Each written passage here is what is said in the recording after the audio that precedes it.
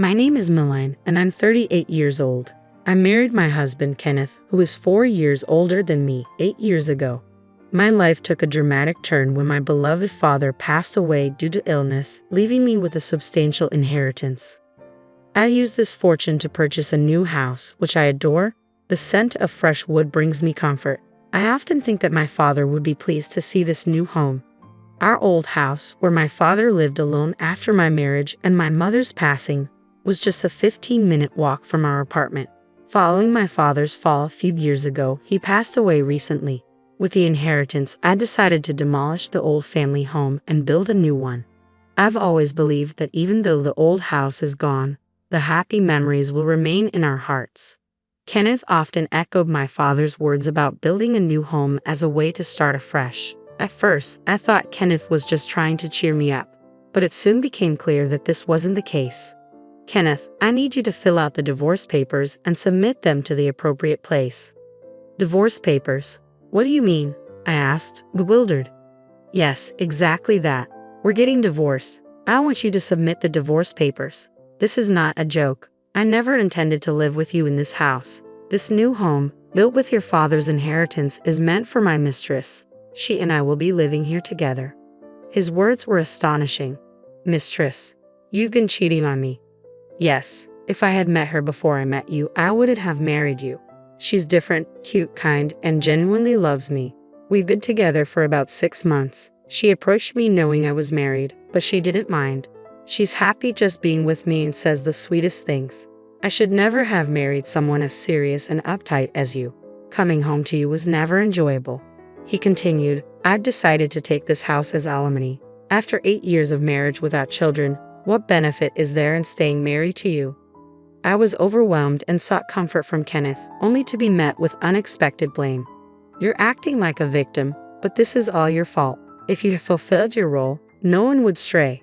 It's your responsibility that men are drawn to other women. You're to blame for the affair, the divorce, and losing the new house. It's wrong to play the victim or to resent me for this, he asserted. He claimed his infidelity was my fault and then handed me an envelope. What's this? I asked, puzzled. It's your alimony. I don't want any hassle later, so I'm giving it to you now. Be thankful.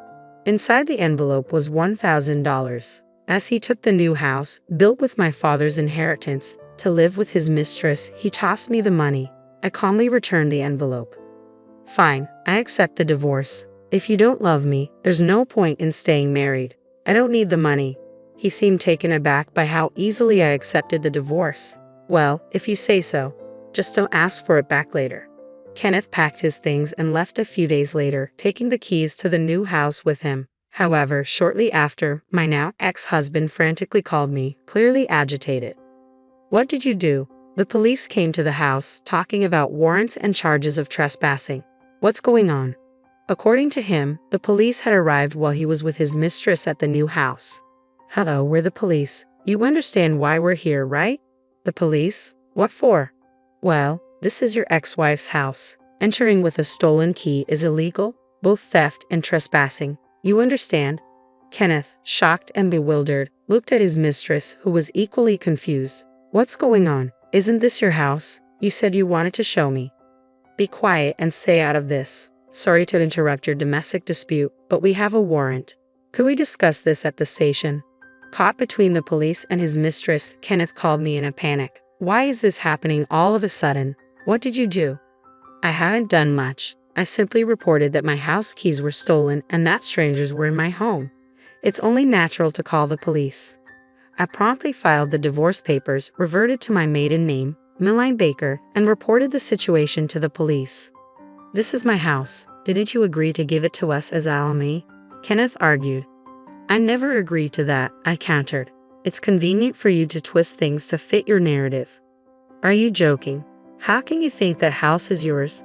I'm the one on the house contract. I paid for it with my inheritance from my father. Plus, I own the land. But your father said it was for us, Kenneth protested. That was when you were my husband. Now we're divorced and strangers. Why would you think it's your land? My father had transferred the land rights to me when he fell ill to prevent any complications if something happened to him. He must have anticipated a situation like this. Maybe that's why he advised demolishing the old house and building a new one. Money can be taken easily, but a house, now that's different. Kenneth's calm demeanor suddenly made sense. So you were planning this all along? I did nothing. You misunderstood everything and left. It was almost amusing watching you walk away, clueless. Too bad you were about to be happy with your mistress. Stop being ridiculous. You blamed me for the affair, the divorce, and losing the house.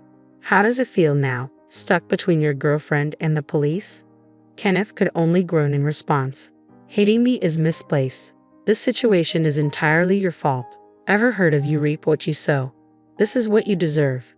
As soon as I said this, Kenneth exploded in rage on the phone, shouting accusations. Then suddenly, his voice faded. Excuse me, are you Mr. Smith's ex-wife? He's causing a disturbance at your house. Could we have a word, please? It seemed a police officer had taken over the call. I explained the situation to the officer, who sympathetically acknowledged how tough it must have been. Later, Kenneth and his mistress were taken to the station. Kenneth continued to insist that the house was given to him by his ex-wife and that it wasn't trespassing. His mistress, genuinely surprised, stated that she had no knowledge of trespassing. Kenneth claimed he had evidence to support his case and presented it at the station. Ultimately, the mistress's statement was deemed credible, and she was released with a warning. Kenneth, however, was found guilty of theft and trespassing and was fined. The issue now was that Kenneth had named me as his guarantor upon his release, likely because he didn't want his strict parents to know. The officer, clearly exasperated, informed me of the situation. Why should I be his guarantor? We're divorced and strangers now, I replied firmly. I have no connection with Mr. Smith anymore, so I refuse. You say he has no one else to turn to, but his parents live nearby. Please contact them. The officer relayed this to Kenneth, who was evidently frustrated. His parents were already aware of our divorce due to his infidelity, but they were unaware of his attempt to take the new house. The police call had informed them of the entire situation. Reluctantly, I visited Kenneth's parents' house after they requested more details. I knocked on the door and apologized. I'm sorry I couldn't explain the situation earlier. No need to apologize, his mother replied. It's all my foolish son's fault. But did you know about this? No, about what? I asked. Well, my son is here with his mistress, a much younger woman. We let them in to talk, but I'm not sure what he's thinking. To my surprise, Kenneth had brought his mistress into the living room. The scene was as described: Kenneth, the young woman, and my stern-looking father-in-law, Tom. Tom, it's been a while. I'm sorry for the delay, I said. Milan, thanks for coming. I apologize for calling you after the divorce, but I've heard Kenneth's side of the story. However, I can't fully trust someone who's been arrested for trespassing. Can you tell me your side? I recounted everything as requested. Throughout my explanation, Kenneth and his mistress kept their heads bowed, avoiding eye contact. What were you thinking, trying to take Milan's new house? Are you insane? Kenneth's father demanded. It's not that simple, Kenneth interjected. We resolved this between us. Resolved? How is that possible? Tom retorted. Your story is completely different from hers. Apparently, Kenneth spun his own version before I arrived. What were you told? I asked. Kenneth's father said he claimed you willingly transferred the house to him, then changed your story and reported him, leading to his wrongful arrest. Really? He said that. I was incredulous. It's true that when we discussed the house, I didn't object. But that doesn't mean I agreed to transfer ownership. To suddenly claim the house as yours and report it, it's beyond comprehension. I'm so sorry, Milan, for having such a son, Kenneth's mother said. What are you saying, Mom? I'm telling the truth. Milan wasn't agreeing. She was too stunned to speak. How could you misunderstand and still claim to be her husband? I nodded in agreement with Tom. Despite everything, Kenneth continued to make excuses. Anyway, you never mentioned owning the land. If I'd known, I wouldn't have done this. If I had told you, you'd have found another excuse to do the same thing, I replied. How can you say that? Were you spending a lot on her? Kenneth asked, gesturing towards his mistress. No, why would you think that? I responded. Right after our divorce, I happened to run into one of your colleagues. When I mentioned the divorce, I received some shocking information that left me reeling. Figures, Kenneth's colleague said, looking uncomfortable. No offense, but I thought it might happen. What do you mean? Didn't he tell you? I asked. The colleague shifted uncomfortably before spilling everything. I should have mentioned this sooner, but I wasn't in a position to tell you. Kenneth has been bragging about his mistress, a woman 20 years younger. He was showing off, buying her expensive bags and jewelry. He said he didn't know how to contact you to inform you. He's been very open about his plans. The colleague continued. Kenneth even mentioned a decisive conversation he had. He said he was planning to divorce you to marry his mistress. Apparently, her father passed away and they're building a new house with the inheritance.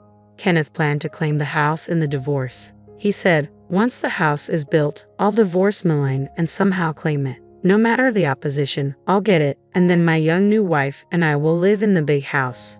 Kenneth had been showering his mistress with gifts for some time, it seemed. The house built with my father's inheritance was intended as a grand gesture to propose to her. I've heard everything. Do you still insist you did nothing wrong?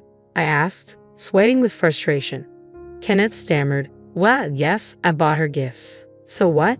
I used my own money and gave Milan her living expenses. She's not my destined partner. This woman is. I brought her here today to announce our marriage. Are you out of your mind? His parents exclaimed in shock.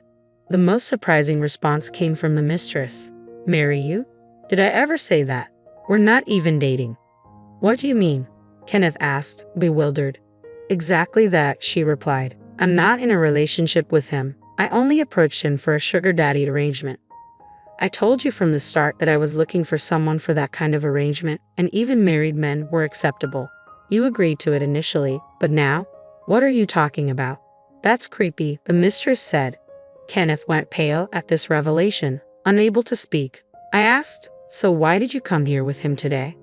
The mistress explained, I came to ask for more time to pay the alimony. I knew he was married, so it's an affair, and I'm prepared to pay the alimony. But I'm still a student. A student.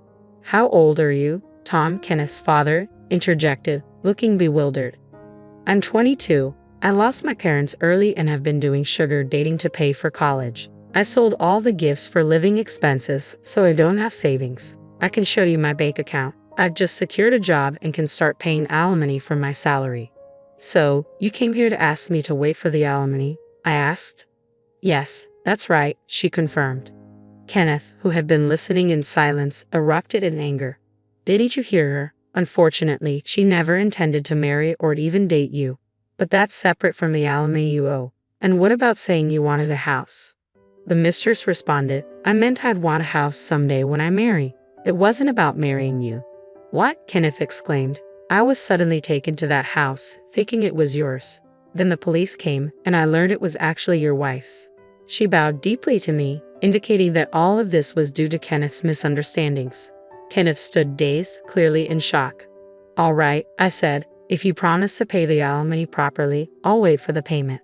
But promise me no more sugar dating. It might not end simply next time. I promise I'll never do it again, she said earnestly. I turned to Kenneth. Expect a claim for alimony from me without delay. Alimony? What are you talking about? Kenneth asked, taken aback and not expecting to pay alimony himself. You said you didn't need alimony when you returned the money, I reminded him. I gave you $1,000 and now you're asking for more? That's not what we agreed on, Kenneth protested. I don't recall any agreement, I said. You returned the $1,000 I gave you saying you didn't need it. What I meant was that I didn't need such a trivial amount for alimony. Do you have any idea how much alimony for infidelity is? It's $11,000, I replied, and you're also at fault for not having children in the 8 years we were married. At that moment, a loud slap echoed through the room. Someone asked, What are you doing, Kenneth? He held his cheek, clearly stunned by the impact. I asked, Are you serious? Do you really think her inability to have children is her fault? Enough with your jokes, Dad, Kenneth's father interrupted. Don't tell me you're blaming Milan for your affair too. Well, that's how it is, Kenneth said. I should have never married her. It's like fraud. How could you think that? I challenged. Your parents wanted grandchildren. If she couldn't get pregnant, they thought it was better to split up. That's why I chose her. If you truly believe that, Kenneth's father said, then we must have raised you wrong. It took your mother 10 years to conceive you. She was heartbroken hearing about others having children quickly and went through intense treatments until you were born. Did you think pregnancy is solely the woman's responsibility? Is that why you could cheat so easily? If you really cared about her, you wouldn't have done what you did. This isn't Maline's fault, Kenneth's father continued. It's all due to your thoughts and actions. I was learning this for the first time too. Kenneth's mother, Jane, had struggled for 10 years to have him. Tears streamed down her face as she silently listened. Carly, Tom said, leave this house now. Why? Kenneth asked, bewildered. You're a long-awaited son. I can't bear to look at you now, Tom said. Don't come back until you truly understand your mistakes. Where should I go? Kenneth asked. Back to our apartment. That apartment has already been canceled, I said. With the new house, there was no need to keep it. I canceled it right after reporting to the police. There's no place for you to return. Kenneth was shocked to realize he had nowhere to go. In frustration, he started blaming his mistress. It's your fault. All the money I spent, and now you say you never intended to marry me. It's fraud. She remained calm and replied, I was clear about it being a sugar relationship from the start. I never asked for money or gifts. If you want to sue me, go ahead, but I have proof of our arrangement. And don't forget the alimony, I said. Kenneth seemed flustered. Wait, please wait. I contacted his parents with her and then left their house. Later, I hired a lawyer and sent a demand letter for the alimony. I didn't send it to his parents' house, knowing he no longer lived there. Why is it being sent here? Kenneth's workplace receptionist asked as she looked at the letter. It's possible to send such documents to both residential and employment addresses, I explained. This is regarding the alimony. Is that what this is about? She asked, noticing Kenneth's pale face. You look so shaken. Didn't you inform him? I did, I confirmed. I just told the truth. No one asked me to keep quiet. It's his own doing. The arrival of the demand letter at Kenneth's workplace spread news about his actions, including his sugar dating and the subsequent loss of everything. Overcome with embarrassment, Kenneth couldn't handle the gossip and resigned, claiming he was leaving on his own terms. His troubles didn't end there. He sought free legal advice, claiming he was a victim of marriage fraud. The response was discouraging. We see cases like this, but with the evidence you provided, it's not considered fraud. You agreed that it was a sugar relationship from the start, the advisor said. If you developed feelings later, that was one-sided. We won't stop you from suing, but it's likely a waste of money. Kenneth decided not to pursue the lawsuit based on this advice. Eventually, he came to me, defeated. I don't know what I was thinking. I overlooked how important you were even after 8 years together. I promise this time, I'll make you happy and won't be distracted by anyone else, he pleaded. Naturally, his plea over the phone didn't sway me. My response was resolute. I refuse. Why? After all this begging, I realized over these 8 years that you are a terrible person.